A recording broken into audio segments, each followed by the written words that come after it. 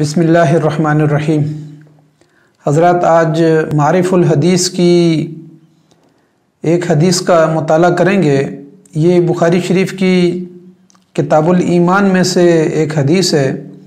और ये बुखारी शरीफ और मारिफुल हदीस की हदीस नंबर 17 है। अन अनस रज़ियल्लाहु अन्हु अन नबी सल्लल्लाहु अलैहि वसल्लम आयतुल ईमान हुब्बुल अंसारे व आयतुन निफाके बुग़्ज़ुल अंसारे रवाहुल बुखारी। हज़रत अनस रज़ियल्लाहु तआला अन्हु से रवायत है कि नबी सल्लल्लाहु अलैहि वसल्लम ने फरमाया, ईमान की निशानी अंसार से मोहब्बत रखना है और निफाक की निशानी अंसार से यानी अंसार मदीना से बुग़्ज़ रखना है। तो नबी सल्लल्लाहु अलैहि वसल्लम ने इसको ईमान का हिस्सा करार दिया कि अंसार के साथ मोहब्बत की जाए तो ये ईमान की अलामत है, और अगर अंसार के साथ बुग़्ज़ रखा जाए तो ये निफाक की और गुमराही की अलामत है। नबी अकरम सल्लल्लाहु अलैहि वसल्लम और सहाबा इकराम जब हिजरत करके मदीना मुनव्वरा पहुँचे तो अंसार मदीना ने दिल खोल कर उनकी मदद की और उनकी खिदमत भी की। अपने कारोबार के अंदर और अपने मालों के अंदर उनको शरीक ठहराया और मुहाजिरीन को उसमें से पूरा पूरा हिस्सा दे दिया। इसको तारीख़ में मुआख़ात मदीना कहते हैं, यानी अंसार ने अपने मालों के अंदर और अपने घरों के अंदर और अपनी तिजारतों के अंदर यानी मुहाजिरीन को शामिल कर लिया था। इसी तरीके से इस ज़माने में यहाँ मदीना मुनव्वरा में यहूदी भी रहते थे, लेकिन वहाँ के जो मुकामी लोग थे वो ओस और खिजरत थे। ये ओस और खिजरत जो हैं इनकी आपस में जंगें चलती थीं और ये बनु कीला के नाम से मशहूर थे। दोनों यानी आपस में रिश्तेदार भी थे और बनु कीला के नाम से मशहूर थे। कीला जो है ये एक औरत का नाम था और इसी से ओस और खिजरत की नस्ल चली। लेकिन जब नबी सल्लल्लाहु अलैहि वसल्लम मदीना मुनव्वरा में तशरीफ़ लाए और मुहाजिरीन तशरीफ़ लाए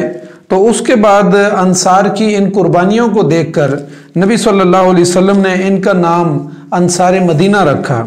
और अंसार के यानी इस्लाम कबूल करने का वक्त भी वो है कि जिस वक्त नबी अकरम सल्लल्लाहु अलैहि वसल्लम की दावत को चारों तरफ से ठुकराया जा रहा था और मक्का मुकरमा वाले भी इस दावत को कबूल करने के लिए तैयार नहीं थे और ताइफ वालों ने भी नबी अकरम सल्लल्लाहु अलैहि वसल्लम के साथ तौहीन आमेज़ रवैया रखा। तो इस तरीके से नबी सल्लल्लाहु अलैहि वसल्लम के पास मदीना मुनव्वरा से कुछ लोग आए और उन्होंने इस्लाम कबूल किया और फिर उसके बाद अगले साल फिर मज़ीद लोग आए और उन्होंने इस्लाम कबूल किया। तो नबी सल्लल्लाहु अलैहि वसल्लम ने सहाबा इकराम को हिजरत करने की इजाज़त दी। तो मदीना मुनव्वरा में नबी अकरम सल्लल्लाहु अलैहि वसल्लम की हिजरत से पहले बहुत बड़ी तादाद में लोग मुसलमान हो चुके थे और बाद में नबी अकरम सल्लल्लाहु अलैहि वसल्लम भी जब वहाँ पर पहुँचे तो अंसार मदीना ने बहुत ज़बरदस्त तरीके से उनका इस्तकबाल किया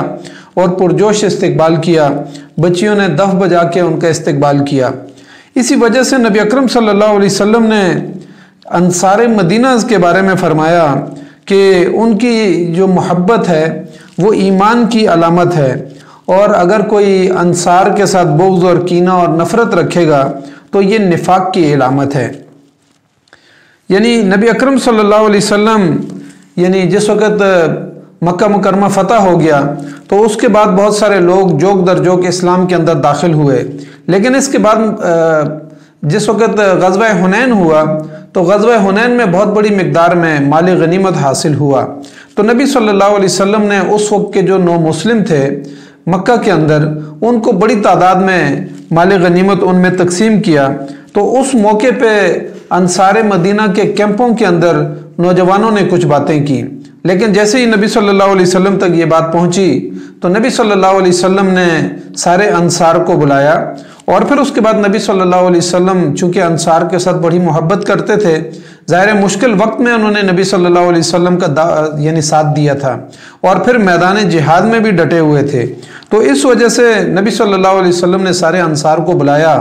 और फिर उनके सामने तकरीर की। उसमें नबी सल्लल्लाहु अलैहि वसल्लम ने उनके एहसानात का भी तज़किरा किया और फिर उसके साथ साथ इस्लाम की वजह से और नबी सल्लल्लाहु अलैहि वसल्लम की वजह से अंसार मदीना को जो अज़मत मिली थी उसका भी नबी सल्लल्लाहु अलैहि वसल्लम ने तज़किरा किया।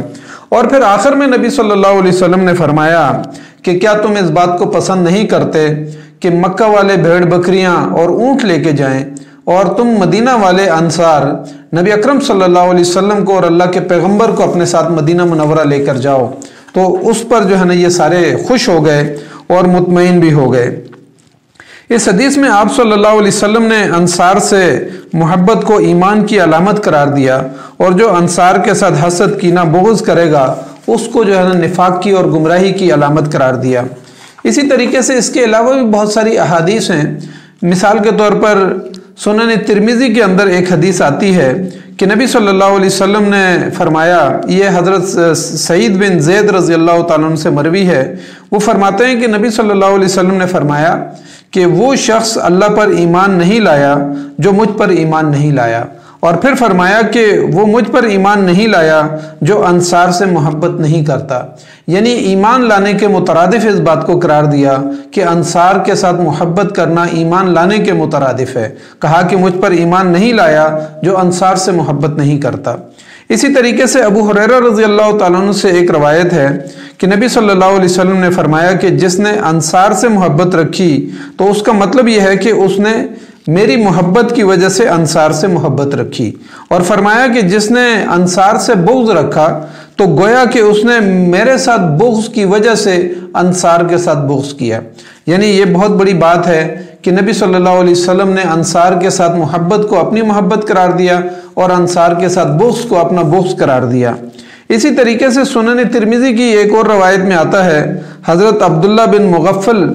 रज़ियल्लाहु ताला अन्हु बयान फरमाते हैं कि नबी सल्लल्लाहु अलैहि वसल्लम ने फरमाया कि मेरे असहाब के बारे में अल्लाह से डरो। कहा कि ऐसा ना हो कि मेरे बाद तुम उन पर तान और तशनी जो है ना करना शुरू कर दो और उनका निशाना बनाना शुरू कर दो। कहा कि जिसने उनसे मोहब्बत रखी तो मेरी मोहब्बत की वजह से गोया कि उसने उनके साथ मोहब्बत रखी, और फिर फरमाया कि जिसने उनके साथ बुग़्ज़ रखा तो मुझसे बुग़्ज़ की वजह से उसने बुग़्ज़ रखा। यानी पूरे सहाबा इकराम को भी जो है इसमें शामिल कर लिया। यहाँ पहले अंसार के बारे में बात हुई और साथ ही जो है ना फिर मुहाजिरीन और अंसार और अहले इस्लाम सारे जितने सहाबा इकराम थे उनको शामिल कर लिया। इससे यह अंदाज़ा होता है कि नबी अकरम सल्लल्लाहु अलैहि वसल्लम ने एक मरतबा ये भी फरमाया कि मुहाजिरीन के बारे में फरमाया कि मुहाजिरीन की हिजरत की अगर फजीलत ना होती, और वो मुझे मालूम है कि वो कितनी बड़ी फजीलत है, फरमाया कि अगर वो हिजरत की फजीलत ना होती तो मैं इस बात की अल्लाह से तमन्ना करता कि मुझे अंसार में से कर देते। यानी मैं अंसार में से होना जो है ज़्यादा पसंद करता।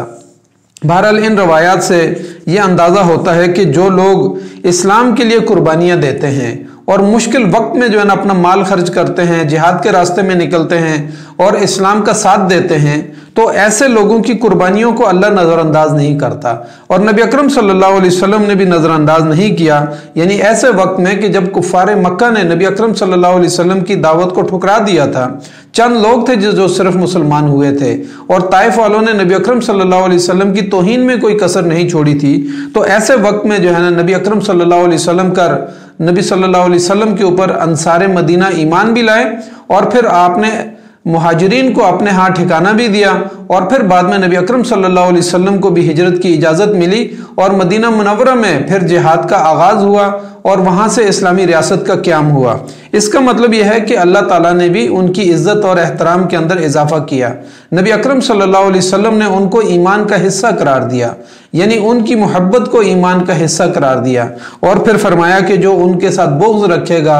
हसद रखेगा, कीना रखेगा और उनके साथ नफरत करेगा तो गोया कि उसके अंदर निफाक की अलामत है, यानी उसको गुमराही की अलामत करार दिया। तो आज भी मदीना मुनव्वरा के अंदर अंसार मौजूद हैं और उनकी नस्लें यहाँ पर मौजूद हैं, तो हमें मदीना मुनव्वरा के साथ मोहब्बत और नबी अकरम सल्लल्लाहु अलैहि वसल्लम के रोज़ा अक़दस के साथ मोहब्बत और मस्जिद नबवी सल्लल्लाहु अलैहि वसल्लम के साथ मोहब्बत और मदीना मुनव्वरा के लोगों के साथ मोहब्बत, ज़ाहिर है वो अंसार की नस्लों में से हैं, तो ये आज भी ईमान का हिस्सा है कि हम उसके साथ ईमान यानी उनके साथ मोहब्बत करें, ये ईमान की अलामत है। और अगर हम उनके साथ नफरत करेंगे तो इसका मतलब यह है कि वो बुग़्ज़ की अलामत है और वो निफाक की अलामत है। तो अल्लाह ताला से हम दुआ करते हैं कि अल्लाह ताला हमें नबी सल्लल्लाहु अलैहि वसल्लम की इन तालीमात के ऊपर अमल करने की तौफीक अता फरमाए और इन अहादीस को समझने की तौफीक अता फरमाए।